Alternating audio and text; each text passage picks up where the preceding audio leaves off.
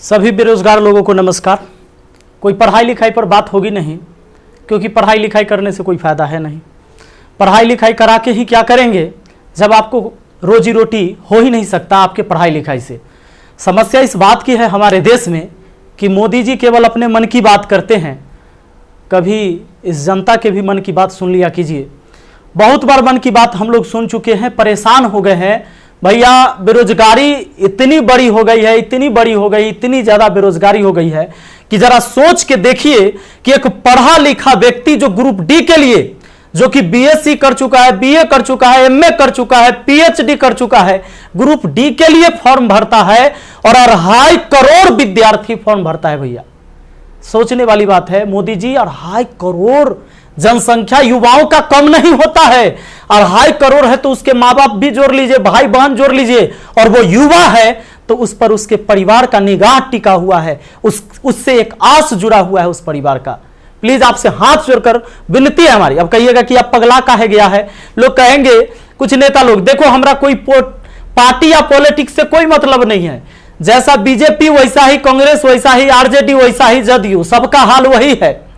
अगर कांग्रेस का हाल बेकार नहीं होता तो बीजेपी नहीं आता, और आरजेडी का बुरा हाल नहीं होता तो जदयू नहीं आता।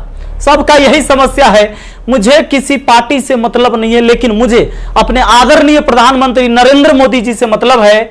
ये छात्र ने आपको बनाया है, ये छात्र ने आपको जिताया है, और केवल आपको अपने मन की बात करने के लिए प्रधानमंत्री नहीं बनाया था। कहेंगे कि तुम्हारा क्या जाता है भैया, तो आपको पता है जब आप देश के खातिर अगर कोई भी चीज युवाओं से आप कहते हैं कि भाई योगदान करो। अभी कोरोना वायरस के समय सब लोगों ने आपका योगदान किया, मैंने भी किया, 1 लाख रुपए डोनेट किया था। मेरा अधिकार बनता है कि मैं आपसे सवाल पूछूं। मीडिया वाले आपसे नहीं पूछेंगे, क्योंकि मीडिया वाले आपके हिसाब से चलते हैं। मीडिया वाले वही चीज दिखाते हैं जो लोगों को देखने में मजा आता है, लेकिन बेरोजगारी पर कोई बात नहीं करेगा। व्यू नहीं होंगे, इसलिए बेरोजगारी पर बात नहीं होगा। उसको चर्चा केवल चाहिए कि रिया चक्रवर्ती किसके साथ आज घूम रही है, कल कहां सोई थी, परसों कहां सोएगी। रिया चक्रवर्ती के बारे में ही केवल चर्चा होगा। लोगों को मजा आता है, उस पर व्यू होता है तो वीडियो उसी पर बनता है, उसी पर लोग चर्चा करते हैं, क्योंकि चैनल का टीआरपी बढ़ते रहे। और ये मजबूरी है हमारी कि एडुकेशन चैनल वाले अब पढ़ाई न करवा के ये सब चीजें पर उतर गए हैं। मैं आपको आज बहुत सारी बातें बताने वाला हूं, करने वाला हूं। जो भी लोग हैं जिनको परेशानी हो, क्षमा चाहते हैं। अब परेशानी हुई है तो क्या कर लीजिएगा, हमको इतना ही कर दीजिएगा। कभी गोली मार देगा कोई तो याद रखिएगा, इतिहास जब लिखा जाएगा तो मरने वालों में लिखा जाएगा, भागने वाले और बिकने वालों में नहीं होगा। सीधी सी बात है। अब ये बेरोजगारी की आलम यह है भैया कि अब आपको बता देते हैं, पढ़े लिखे लोग 2.5 करोड़ स्टूडेंट जो रेलवे का फॉर्म भरता है, जिसमें 500 रुपए सरकार लेती है। इस तरह से टोटल 12.5 अरब होता है रुपया, यानी कि 12 अरब 50 करोड़। बात समझ में आ रहा है? हमें समझ में आ रहा है। चूंकि मैथ का मैं टीचर हूं तो मुझे समझ में आता है। हमारा गांव में 5 रुपए ब्याज चलता है मोदी जी, 5 रुपए सैकड़ा महीना का ब्याज चलता है। 3 रुपए मान लेते हैं कि मोटा रकम है तो 3 रुपए।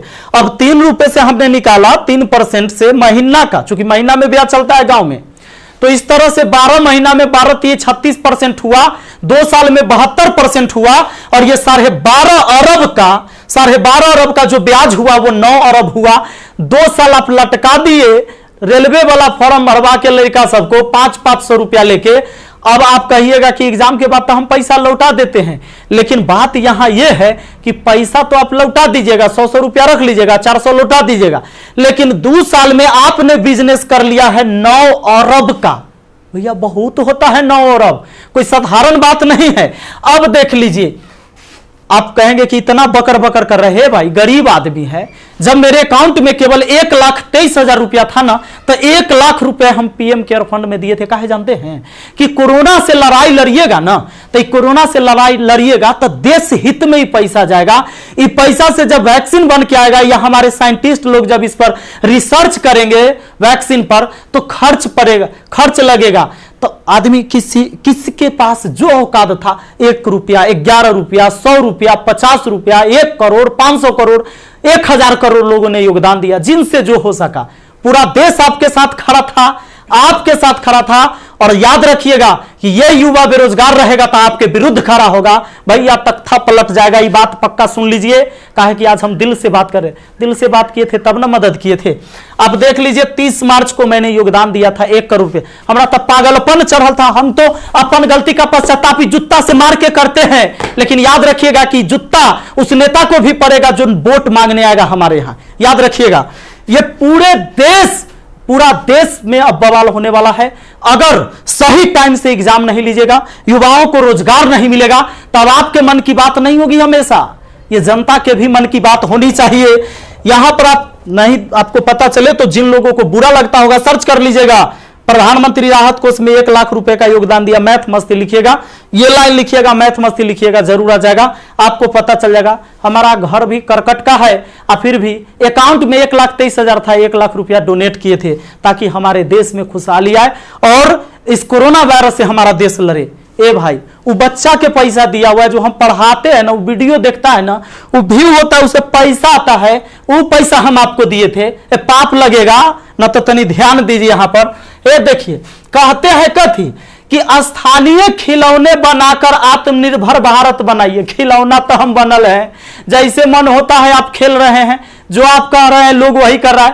अब हम कौन खिलौना बने? खिलौना तो जनता बन चुका है आप लोगों का। ये हमारे मोदी जी थे, ये हमारे नीतीश बाबू हैं। इनका चाल सुनिएगा, इनका चाल क्या है। अभी जब चुनाव आने वाला है तो बिहार पुलिस के बहाली निकाल देंगे, बिहार पुलिस के बहाली निकाल देंगे तो भारी संख्या में एग्जाम को करवा लेंगे, रिजल्ट नहीं देंगे। अब एग्जाम दे के लड़का फसल है कि अगर नीतीश जी नहीं आते हैं तो फिर आगे रिजल्ट नहीं आएगा, कोई ना कोई बवाल। चूंकि बिहार में कोई एग्जाम जो है ये ना है कि साफ सुथरा से हो। आप देख रहे हैं बिहार एसएससी का एग्जाम कितना साल में हुआ है, आदमी बूढ़ा गया, जवानी में दिया था एग्जाम और रिजल्ट आते थे बूढ़ा जाएगा। अब चूंकि बिहार में एग्जाम ऐसी होता है, तो ये क्या होगा कि रिजल्ट होगा चुनाव के बाद, मजबूरन फिर नीतीश कुमार जी को चुनेंगे, शिक्षक के बहाली आ जाएगा, बिहार पुलिस के बहाली आ जाएगा, सारे बहाली, दरोगा सब के बहाली आएगा। ये कब होगा? चुनाव के टाइम में भैया। तो नीतीश जी का जो ये था, इसमें इन्होंने कहा कि नल जल का रख रखाव करने के लिए वार्डों को 2-2 हजार रुपया मिलेगा। हे प्रभु, ये 2-2 हजार कहला दे रहे हैं, नल जल के दशा दिखा दें। 33,000 करोड़, 33,000 करोड़ रुपया आपने बिहार में नल जल पर खर्चा कर दिया।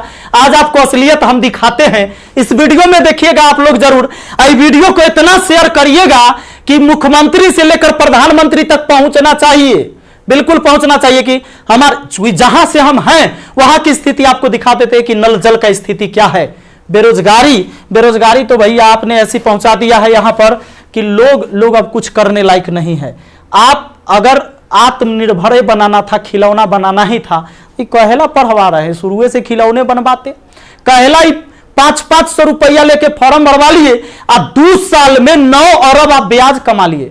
प्रभु क्षमा कीजिए, प्रभु इस पर कोई उपाय कीजिए, वरना आपकी तख्ता पलट जाएगी। और सारे विद्यार्थी, जितने भी छात्र हैं, मैं आप सबसे अपील करता हूं, इस वीडियो को शेयर करिए, जितना ज्यादा शेयर हो।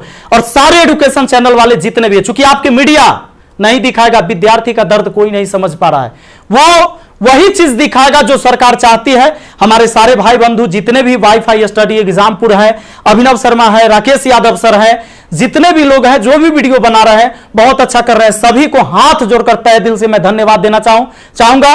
क्योंकि ये विद्यार्थी जो बेरोजगार है ना, उसी के वजह से हमारा रोजगार है, यही बात सच्चाई है। और इसीलिए हम इनके लिए लड़ेंगे, चाहे जो हो जाए। धरना प्रदर्शन होगा, पूरे देश में धरना प्रदर्शन होगा। और जहां ये 2.5 करोड़ विद्यार्थी सड़क पर उतर गया, तो सुन लीजिए, ये बिहार से लेकर दिल्ली तक हिलेगा, ये बात निश्चित है। एक साथ हम हैं, सबके साथ हैं। सारे छात्र आंदोलन करने के लिए तैयार रहिए। एसएससी टाइम से एग्जाम नहीं लेती है। एक तो आप वैकेंसी ही कम निकालते हैं, अब वैकेंसी कम निकालते हैं तो जो निकालते हैं ओकर तो कम से कम एग्जाम ले लीजिए, सही से रिजल्ट ले लीजिए, सही से रिजल्ट दीजिए और एग्जाम सही से ले लीजिए, टाइम से ले लीजिए। एक शेड्यूल बना दीजिए, जैसे मैट्रिक का एग्जाम होता है, 12th का एग्जाम होता है कि इस महीने में होगा, इस महीने में रिजल्ट होगा। उसी तरह एसएससी का भी एग्जाम होना चाहिए, रेलवे का भी एग्जाम होना चाहिए। आपको जितने सीट पर लेना है, लेकिन इसका एक टाइम फिक्स होना चाहिए। कितने इस महीने में एग्जाम होगा, इस महीने में रिजल्ट आएगा, इस महीने तक ज्वाइनिंग होगा, ताकि अंधेरे में लोग ना जिए।